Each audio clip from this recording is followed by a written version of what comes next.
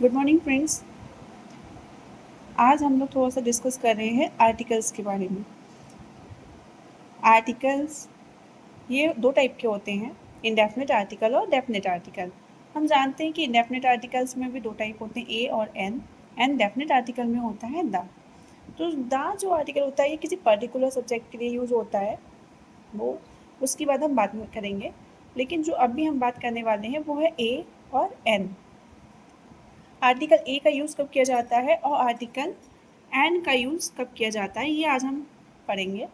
तो article a जो है वो यूज़ करते हैं, it is applied just before singular common countable noun beginning with the sound of a consonant. यहाँ पे ध्यान रखने वाली बात ये है कि आर्टिकल ए का यूज़ हम सिंगुलर कॉमन काउंटेबल नाउन से पहले तो करते हैं, लेकिन वो नाउन भी स्टार्ट होना चाहिए with the sound of a consonant. वो कॉन्सोनेंट के साउंड से स्टार्ट होना चाहिए, उसकी जो बिगिनिंग है वो कॉन्सोनेंट साउंड से होनी चाहिए। ठीक है, तो अब जैसे ए बुक, बुक बुक जो है हम देख रहे हैं बुक बा आ रहा है, यानी कि साउंड इसका कैसा है, कॉन्सोनेंट वाला साउंड है। दैट्स यहाँ पे से पहले ए आ जाएगा। ठीक है, ए टेबल, अ चेयर एटसेट्रा। अगर हम इसमें एक नोट अलग से नोट करें जैसे इसकी, तो इसमें एक चीज़ ध्यान रखने वाली ये है, there are certain words that begin with a consonant but their actual sound is that of a vowel. Article n must be placed just before such words. Means कुछ ऐसे वर्ड्स होते हैं जो कि एक कॉन्सोनेंट से शुरू होते हैं, but their actual sound is that of a vowel. लेकिन उनकी जो एक्चुअल साउंड होती है वो एक वॉवल की होती है, ना कि एक कॉन्सोनेंट की। मीन्स उस वर्ड की जो स्पेलिंग है उसमें वो हम देखेंगे कॉन्सोनेंट से स्टार्ट हो रहे हैं, बट उनकी जो साउंड है प्रोनाउंशिएट जब हमसे करते हैं तो वो साउंड जो है वो एक वॉवल की है। दैट्स वाई हम उसके आगे ए आर्टिकल यूज़ ना करके एन का यूज़ करते हैं, ए एन एन का यूज़ करते हैं। इसके एग्जाम्पल हम देख सकते हैं, जैसे इनकरेक्ट और करेक्ट में मैंने डिवाइड कर दिया है। जैसे एक वर्ड है ऑनेस्ट, पहली बात तो ये कि इसे हम ऑनेस्ट पढ़ते हैं, हॉनेस्ट नहीं पढ़ते हैं। इसमें एच जो है साइलेंट रहता है, क्योंकि अब हम इसे ऑनेस्ट पढ़ते हैं, ओ ऑनेस्ट ओ, यानी कि इसमें वॉवल साउंड आ गया और कॉन्सोनेंट साउंड नहीं है इसमें, इसलिए ए ऑनेस्ट जो है वो क्या हो जाएगा, रॉन्ग हो जाएगा। और करेक्ट क्या होगा, एन ऑनेस्ट। ठीक है, सेम ऑनर, ए ऑनर नहीं an honour. Honourable, a honourable कुछ नहीं होता है, क्या होता है an honourable. A hour, hour a hour कुछ नहीं होता है, an hour half an hour. ठीक है, एयर, इसका जो मीनिंग है ये हेयर बोलते हैं हम लोग, लेकिन वो गलत बोलते हैं, ये है air, H E I R, जिसका मीन्स होता है उत्तराधिकारी या बारिश। तो ए एयर नहीं होता है, एन एयर होता है।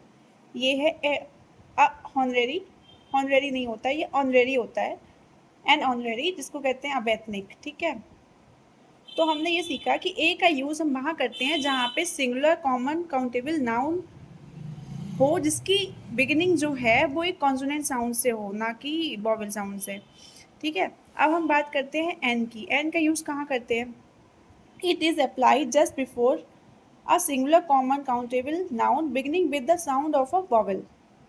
It is applied just before a singular noun, singular common countable noun beginning with the sound of a vowel. मतलब उसमें ये है कि साउंड कॉन्सोनेंट का होना चाहिए तब हम ए यूज़ करते हैं, लेकिन साउंड हमारा अगर वॉवल का है तो हम किसका यूज़ करते हैं, एन का यूज़ करते हैं। Very simple, like an apple, an elephant, an ink pot, an orange, an umbrella etcetera. ठीक है, यहाँ पे भी एक बात हमें नोट करनी है, वो ये, there are certain nouns that begins with a vowel but their actual sound, उसकी जो फोनेटिक होती है, साउंड होते हैं, is that of a consonant. Article a must be applied just before such words. ठीक है, जैसे एन यूनिवर्सिटी, एन यूनिवर्सिटी होगा, क्या आप बताइए सही है या गलत है, इट्स रॉन्ग। इनकरेक्ट में लिखा है इसलिए मैंने, an university is wrong but the correct is a university. भाई क्यों, हम कहेंगे कि हमने यहाँ पे बॉवल आ रहा है, ए ई आई ओ यू, 5 बॉवल्स होते हैं इंग्लिश में, सो यू आ रहा है तो यहाँ पे एन आना चाहिए। लेकिन ध्यान रखने वाली ये है बात कि बॉवल से स्टार्ट हो ये मैंडेटरी नहीं है, मैंडेटरी ये है कि वॉवल साउंड से स्टार्ट हो, तब हम एन का यूज़ करेंगे। ऐसे ही ए के केस में वो कॉन्सोनेंट से स्टार्ट हो, ये कंपलसरी नहीं है, कॉन्सोनेंट साउंड से स्टार्ट हो तब हम ए का यूज़ करेंगे, दैट्स इट। ठीक है, तो यहाँ पे एन यूनिवर्सिटी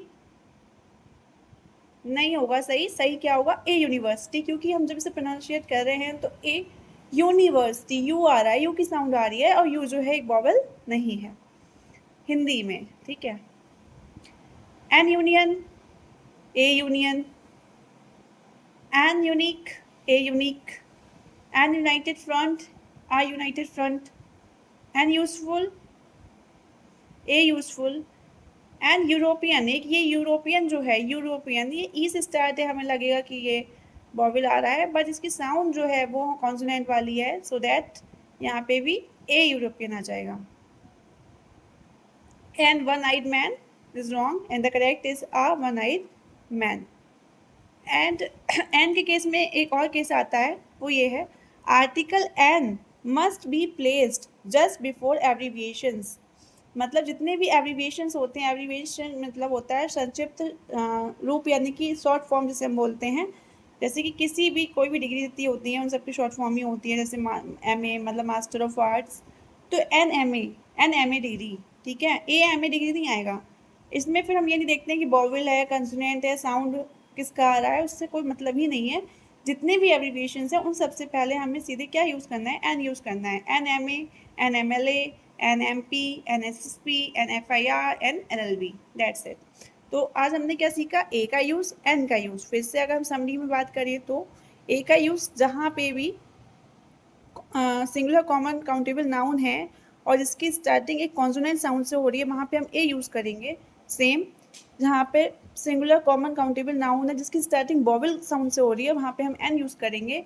एन का एक दूसरा केस भी है, वो ये है कि जितने भी एब्रीविएशंस होते हैं उन सबसे पहले हम एन यूज़ करेंगे। ठीक है, ये 3 चीज़ें हमें ध्यान रखनी है ए और एन के लिए। नेक्स्ट क्लास में कुछ और अच्छा लेके आती हूँ, तब तक के लिए धन्यवाद।